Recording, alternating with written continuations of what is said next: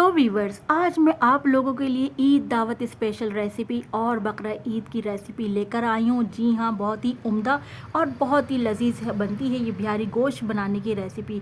और ये सालन इतना लजीज बनकर तैयार होता है कि गारंटी के साथ कहती हूँ कि आप लोग उंगलियां चाटने पर मजबूर हो जाएंगे, क्योंकि ये बनता ही बहुत मज़ेदार है।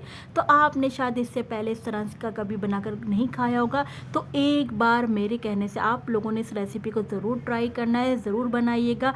कौरमा बिरयानी कढ़ाई में कहती हूँ, इसके आगे हो जाएंगे सब फेल जब आप लोग बनाकर एक बार खा लेंगे ना ये लजीज गोश्त। तो चले आ जाते हैं यहाँ पर रेसिपी को देख लेते हैं। बिस्मिल्लाहिर्रहमानिर्रहीम, अस्सलाम वालेकुम। मैं हूँ समरीन अकमल। मैं आपको अपने चैनल दिल्ली के जायके में वेलकम करती हूँ। उम्मीद करती हूँ आप सब लोग खैरियत से होंगे।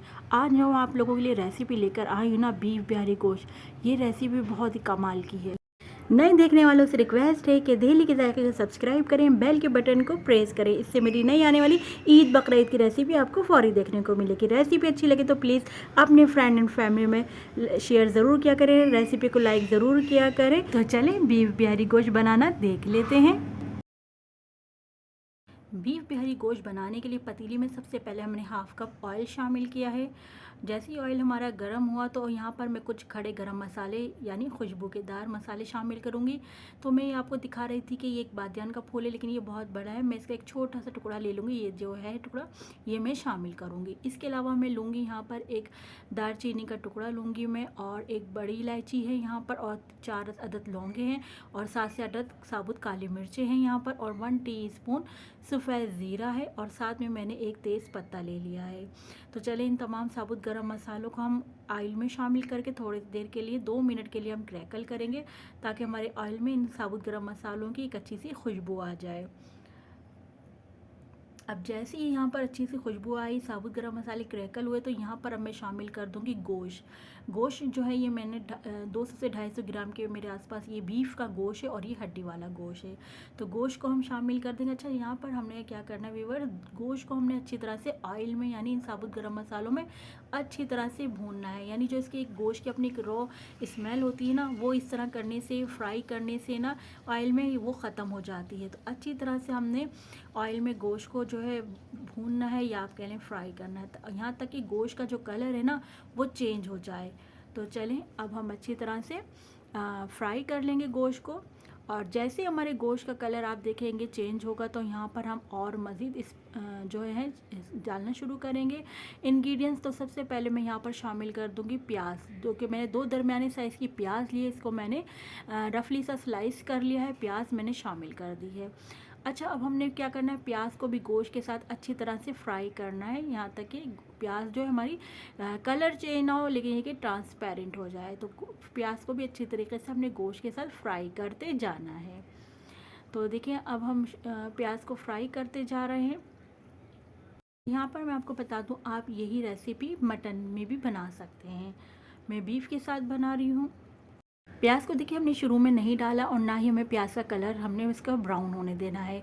जिस मोमेंट में हमने प्याज शामिल करी, हमने इस मोमेंट पे प्याज को बस इतना करना है कि इसका कलर चेंज हो जाए, और इसका कलर चेंज ना हो, यानी ट्रांसपेरेंट ही रहे, और प्याज जो है सॉफ्ट हो जाए। तो चलिए हम अच्छी तरह से प्याज को फ्राई करते रहेंगे, और साथ साथ हमारा गोश्त जो है वो भी फ्राई होता रहेगा प्याज के साथ साथ। अच्छा, अब देखिए जैसे ही प्याज थोड़ी सी सॉफ्ट होगी, तो मैं यहाँ पर शामिल कर दूँगी कड़ी पत्ते। अच्छा, कड़ी पत्ते जो है ना, मैंने यहाँ पर तकरीबन 7 से 8 अदद कड़ी पत्ते ले लिए, जिनको मैंने वॉश कर लिया है, शामिल कर दूँगी इसमें। आपको पता है बिहारी खानों में कड़ी पत्ता ज़रूर डलता है, और कड़ी पत्ते से खानों में फ्लेवर भी बहुत अच्छा आता है।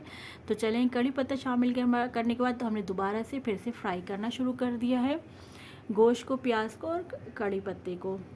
कड़ी पत्ते से क्या होगा, जितना हम फ्राई करेंगे कड़ी पत्ता डालने के बाद, उतनी ही अच्छी इसकी जो अरोमा होता है कड़ी पत्ते का, वो इस तमाम गोश्त में, इस तमाम इसमें सालन में अच्छे से आ जाएगा।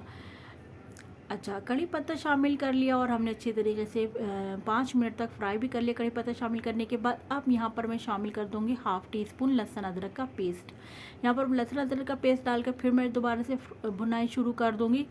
फिर से हम भुनाई करेंगे। आप देख रहे हैं इस तरह बार बार भुनाई करने से क्या है, प्याज मज़ीद सॉफ्ट भी होती जा रही है, और इसका कलर आप देख रहे हैं चेंज भी नहीं हुआ है प्याज का। तो देखिए, और गोश्त का जो है एक स्मेल वो भी दूर हो गई होगी, हमने हर बार इसको कितना फ्राई किया है हर चीज़ इंग्रेडिएंट डालने के बाद। यहाँ पर मैंने 2 अदद टमाटर ले लिए हैं, जिनको इस तरह मैंने कटिंग करके शामिल कर दिया है। साथ में मैं दही शामिल कर रही हूँ, यहाँ पर 3 टेबल स्पून मैंने दही शामिल कर दिया है। टमाटर और दही का बहुत अच्छा कॉम्बिनेशन होता है, तो दही और टमाटर डालकर मैं फिर से भुनाई करूँगी। अच्छा, अब हमने यहाँ पर क्या है, मसाला बनाने के लिए हमने टमाटर और प्याज जो देखा आपने बहुत अच्छी डाली, इससे क्या होगा, बहुत अच्छा आपके जो है मसाला बनेगा। तो अच्छी तरीके से हम भुनाई कर रहे हैं प्याज टमाटर डालने के बाद। अच्छी तरह से जब भुनाई हो जाएगी प्याज टमाटर डालने के बाद, तो अब यहाँ पर हम कुछ स्पाइस डालेंगे। तो स्पाइस में सबसे पहले मैं शामिल कर दूँगी, यहाँ पर मैंने 1 टेबल स्पून लाल कुटी मिर्चें शामिल कर दी हैं। आप मिर्चें जो है स्पाइस अपने टेस्ट के अकॉर्डिंग डालिएगा। और यहाँ पर 1/4 टीस्पून मैंने हल्दी शामिल कर दी है। 1 टीस्पून यहाँ पर मैं नमक शामिल कर दूँगी। और फिर मैं यहाँ पर शामिल कर दूँगी 1 टीस्पून पिसा हुआ ज़ीरा। उसके बाद मैं यहाँ पर शामिल कर दूँगी 1 टेबल स्पून भरकर मैं धनिया होममेड जो पिसा हुआ शामिल करूँगी। अच्छा, ये अभी हाफ़ है, हाफ़ में बाद में और आगे जाके पिसा हुआ धनिया शामिल कर दूँगी। तो टोटल मैंने 1 टेबल स्पून यहाँ पर पिसा हुआ धनिया शामिल किया है। यहाँ पर आपने देखा मैंने बिल्कुल 1/4 टीस्पून इसमें पिसी हुई काली मिर्च शामिल करी है और 1 टीस्पून भरकर मैंने इसमें कश्मीरी मिर्चें शामिल करी हैं। अगर ये है तो आप शामिल कर दीजिएगा कश्मीरी मिर्चों को, नहीं तो आप स्किप भी कर दीजिएगा। कश्मीरी मिर्चें बस हम कलर देने के लिए डालते हैं कि एक अच्छा सा खूबसूरत सा कलर आ जाए। तो चलें, तमाम स्पाइस डालने के बाद फिर से हमने भुनाई शुरू कर दी है गोश्त के साथ। तमाम चीज़ों को अच्छी तरह से हम भूनेंगे ताकि जो मसाले हमने शामिल किए इनका कच्चापन भी दूर हो जाए। तो हमने अच्छी तरीके से भुनाई करनी है, भूनते जाएंगे हम यहाँ पर। और मैं आपको बता दूं कि आप लोग अगर यहाँ इस रेसिपी देखते देखते यहाँ तक पहुँच ही गए हैं और मेरी रेसिपी आप लोगों को अच्छी लग रही है, तो प्लीज़ रेसिपी को लाइक कर दें और अपने फ्रेंड फैमिली में मेरी रेसिपी को ज़रूर शेयर किया करें प्लीज़। तो चलें, अच्छा मैंने यहाँ पर मुझे दही की क्वांटिटी थोड़ी कम लगी, तो मैंने यहाँ पर दही और मज़ीद शामिल कर दिया है 3 टेबल स्पून। पहले 3 टेबल स्पून मैंने शामिल किए थे, फिर मैंने अब दोबारा से 3 टेबल स्पून दही के और मज़ीद शामिल कर दिए। टोटल हमने 6 टेबल स्पून दही के शामिल किए हैं। दही डालकर अच्छी तरह से फिर से हमने भुनाई शुरू कर देनी है ताकि जो दही का पानी है वो सब ड्राई हो जाए। अच्छा, आप देखिए ये जो अभी टमाटर प्याज है ये सब साबुत नज़र आ रहे हैं ना, तो हमने अच्छी तरह का भुनाई भी करें ताकि ये भी ख़त्म होते रहें, थोड़े सॉफ्ट हो जाए टमाटर और प्याज, इनसे मसाला बने ताकि। और फिर जब हम गोश्त गलने का पानी डालेंगे तो मज़ीद आगे और गलते रहेंगे यहाँ तक कि प्याज और टमाटर जो हैं थोड़े थोड़े ख़त्म हो जाए। और अब देखिए हम इस तरह टमाटर को मैश करते जा रहे हैं, जो हमें इस तरह नज़र आ रहा है। साथ साथ हम भुनाई भी करते जा रहे हैं तमाम स्पाइस के साथ गोश्त की। अच्छा, चलें, हमारी जब अच्छी तरीके से भुनाई हो गई तो अब मैं यहाँ पर गोश्त गलने का पानी शामिल कर दूँगी। तो मैं 1 गिलास से पानी शामिल कर रही हूँ गोश्त गलने का, और फिर मैं कवर करके रख दूँगी गोश्त गलने के लिए 45 मिनट तक के लिए ना। लेकिन बीच बीच में आप लोग चेक करते रहिएगा, अगर चूँकि मैंने बीच में चेक किया तो मुझे पानी मैंने इसमें आधा गिलास और मज़ीद ऐड कर दिया था। तो कवर करके रख दिया, 45 मिनट हो गए थे। तो देखिए अब यहाँ पर गोश्त गल गया, लेकिन ये कि पानी अभी थोड़ा मौजूद है। तो हम क्या करेंगे, फ्लेम को मैंने हाई कर दिया है और पानी को मैं इस तरह ड्राई कर दूँगी। अच्छा जी, अब देखिए जब पानी अच्छी तरीके से सारा ड्राई हो गया तो मैंने क्या है फ्लेम जो है मीडियम टू लो कर दिया यहाँ पर। और मैं यहाँ पर खुशबू के लिए डालूँगी हरा धनिया और हरी मिर्चें शामिल कर दूँगी मैं कटी हुई। अच्छा, आप चाहें तो यहाँ पर पिसा हुआ गरम मसाला भी शामिल कर सकते हैं। मैंने इसलिए नहीं किया कि मैंने बहुत इसमें स्पाइस स्टार्ट में डाल दी हैं और अब हरी मिर्चें भी डाल दी हैं, इसलिए इस जो स्पाइस है वो इनफ है। आप चाहें तो यहाँ पर पिसा हुआ गरम मसाला भी ऐड कर लीजिएगा इस मोमेंट पे। चलें जी, अब इस मज़ेदार सी चटखारेदार सी बीफ बिहारी मसाले गोश्त को हम अपनी सर्विंग डिश में निकालते हैं। आप यकीन करें, खुशबू तो मैं आपको बता ही नहीं सकती कि क्या ज़बरदस्त सी खुशबू आ रही है बीफ बिहारी गोश्त में से। और अब आप इसका कलर देखें, क्या इसमें मतलब इसका कलर देखते ही दिल ललचा जाएगा खाने का। और मैं आपसे ज़रूर कहती हूँ कि ज़रूर मेरी इस रेसिपी को ट्राई करिएगा।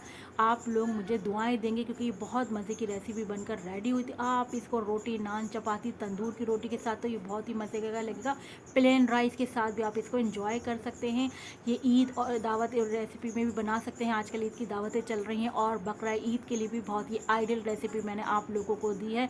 तो ज़रूर बनाइएगा इस रेसिपी को, मुझे ज़रूर कमेंट में बताइएगा कि आप लोगों को मेरी रेसिपी कैसी लगी और जब आपने बनाई तो आपके घर वालों को कैसी लगी। तो चलें, चलती हूँ क्योंकि मैं आप लोगों के लिए इसी तरह मज़े मज़े की यमी यमी रेसिपी ईद बकरा ईद की लेकर आती रहूँगी। जब तक के लिए मुझे समरीन अकमल को दिल्ली के जायके से इजाज़त दीजिए। अल्लाह हाफिज़।